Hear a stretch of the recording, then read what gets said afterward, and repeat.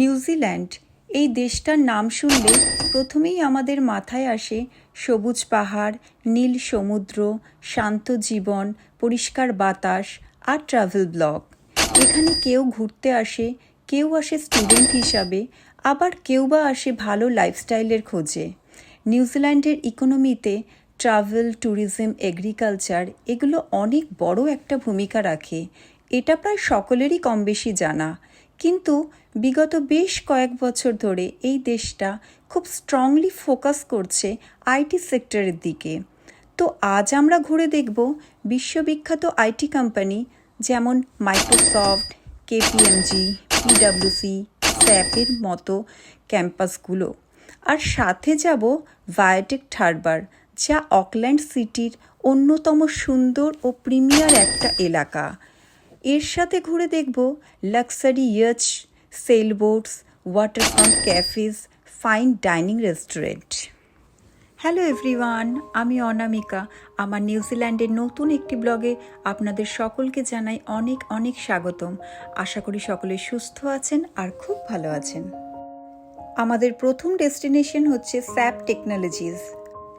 এর আগেও আমি এই রাস্তা দিয়ে অনেকবার যাওয়া আসা করেছি। এই রাস্তাটা খুবই সুন্দর বলে আমার খুব ভালো লাগে, কিন্তু আজ যেহেতু লাঞ্চ টাইমে যাচ্ছি, রেস্টুরেন্টগুলো বিজি থাকায় আজ যেন একটু বেশি সুন্দর বলে মনে হচ্ছে। চলে এসেছি কুইন স্ট্রিট স্যাপের বিল্ডিংয়ের সামনে, আর এটা হচ্ছে মেন এন্ট্রান্স। আর এই পুরো বিল্ডিংটাই হচ্ছে স্যাপের অফিস। চলুন আপনাদেরকে সাইড থেকে দেখিয়ে দিই কীরকম দেখতে লাগছে বিল্ডিংটা।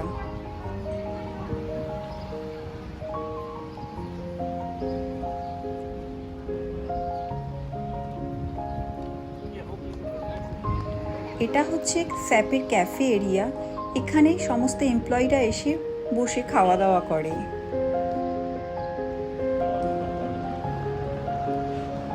ভেতরে ঢুকে দেখলাম ভেতরের ডেকোরেশনটা অপরূপ সুন্দর।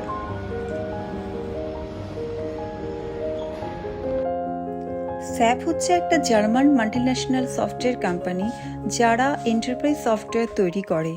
বিশ্বের হাজার হাজার বড় বড় কোম্পানি যেমন এয়ারলাইন্স, ব্যাংক, গভর্নমেন্ট ডিপার্টমেন্ট সবাই স্যাপ ব্যবহার করে।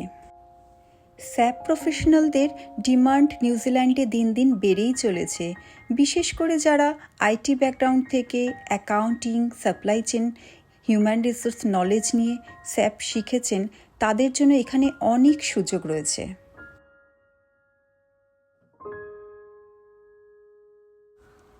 এখন আমরা স্যাপের অফিস থেকে বেরিয়ে যাচ্ছি পিডাব্লিউসি অফিসের দিকে। আর দেখুন, আজকের ওয়েদারটাও বেশ ভালো আছে, বেশি রোদও নেই আর বৃষ্টিও নেই। নিউজিল্যান্ডের ওয়েদারকে প্রেডিক্ট করা খুবই মুশকিল। এই রোদ দেখে বাড়ি থেকে বেরোবো, হঠাৎ ঝমঝম করে রাস্তায় বৃষ্টি শুরু হয়ে যাবে। কথা বলতে বলতে পিডাব্লিউসির অফিসের সামনে চলেও এসেছি।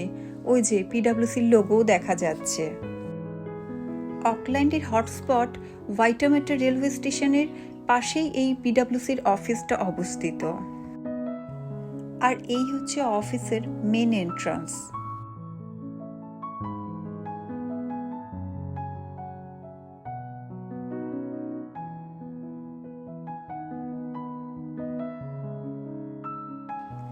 বিশ্বের সবচাইতে বড় 4টি কনসাল্টিং ফার্মের মধ্যে পিডাব্লিউসি হলো অন্যতম।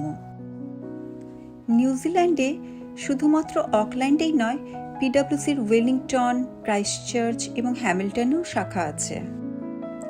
নিউজিল্যান্ড পিডাব্লিউসিতে consultant, software engineer, data analyst, cyber security expert, SAP professional, business analyst এরা কাজ করে থাকেন।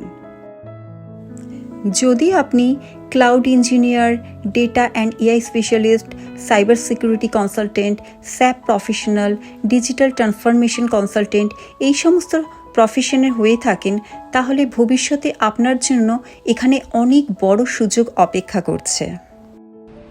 পিডাব্লিউসি অফিসের ঠিক অপোজিটে কিউ স্ট্রিটে রয়েছে এইচএসবিসি ব্যাংক, আর এই পুরো বিল্ডিংটাই হচ্ছে এইচএসবিসি ব্যাংকের। এখানে এসে একটা ইউনিক জিনিস দেখলাম, এখানকার ক্যাফে এরিয়া। এখানকার ক্যাফে এরিয়াটা সি ফেসিং, আর এখন যেহেতু লাঞ্চ টাইম চলছে, এখন এখানে সবাই বসে লাঞ্চ করছে। আর এখানে সমুদ্র দেখতে দেখতে লাঞ্চ করার সৌভাগ্যটা এখানকার এমপ্লয়ীদেরই হয়। এখন আমরা অফিস পাড়া থেকে বেরিয়ে চলে এসেছি ভায়াডাক্ট হারবারে। ভায়াডাক্ট হারবার হলো অকল্যান্ড সিটির একটা অন্যতম সুন্দর ও প্রিমিয়ার ওয়াটারফ্রন্ট এরিয়া। এটা রয়েছে অকল্যান্ড সিবিডির একদম পাশেই, আর এটা শহরের মডার্ন লাইফস্টাইলের একটা বড় সিম্বল। একসময় এই জায়গাটা ছিল পুরনো বন্দর, কিন্তু আমেরিকাস কাপ সেলিং ইভেন্টের পর এই ভায়াডাক্ট হারবার পুরোপুরি নিজেকে বদলে ফেলে। আজ এটা নিউজিল্যান্ডের সবচেয়ে জনপ্রিয় মারিনা, ডাইনিং এবং লেজার ডেস্টিনেশনগুলোর মধ্যে অন্যতম। এই ভায়াডাক্ট হারবারে রয়েছে নিউজিল্যান্ড ম্যারিটাইম মিউজিয়াম। এই মিউজিয়ামে গেলে আপনি জানতে পারবেন মাউরি নামে উপজাতিরা কিভাবে সমুদ্রপথে এসে এই দ্বীপে বসতি স্থাপন করেছিল। তাছাড়া জানতে পারবেন ইউরোপিয়ান নাবিকদের আগমন, সমুদ্রভিত্তিক বাণিজ্য ও যুদ্ধের ইতিহাস সম্পর্কে। এই মিউজিয়াম দেশ বিদেশের বিভিন্ন ট্যুরিস্টদের কাছে খুবই আকর্ষণীয়, যদিও আজ আমরা এর ভেতরে যাচ্ছি না।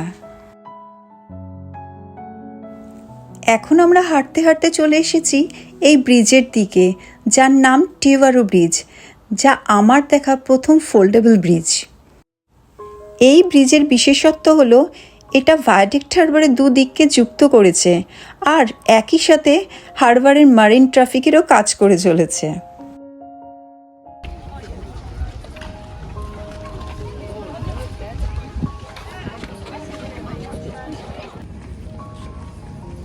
What is this?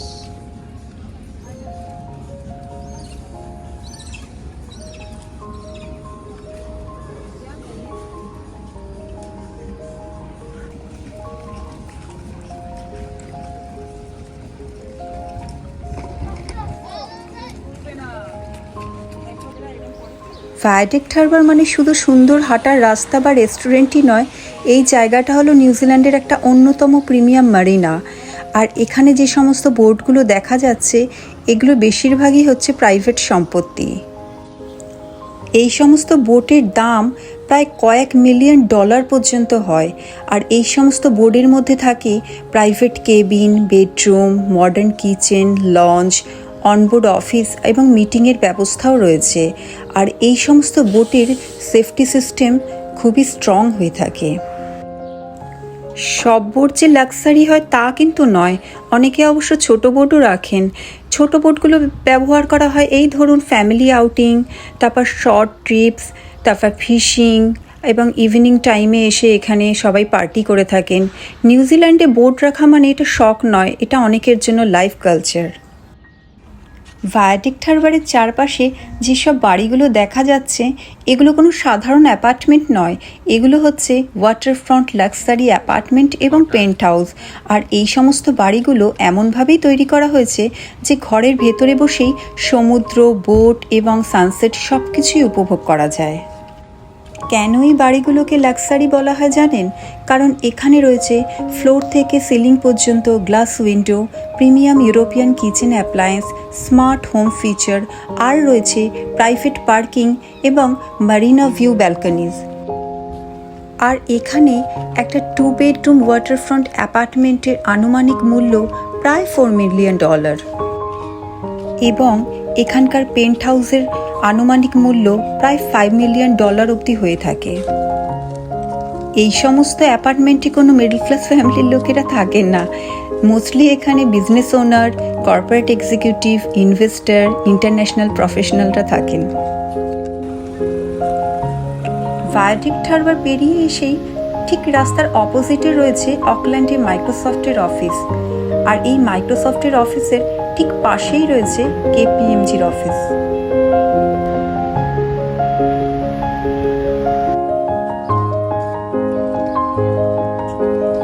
ঘোরাঘুরির পর্ব শেষ করে এখন আমরা বাড়ির পথে রওনা হয়েছি। আর আজকের ব্লগটা আমি এখানেই শেষ করছি। সকলে খুব ভালো থাকবেন, সুস্থ থাকবেন আর আনন্দে থাকবেন। Bye bye.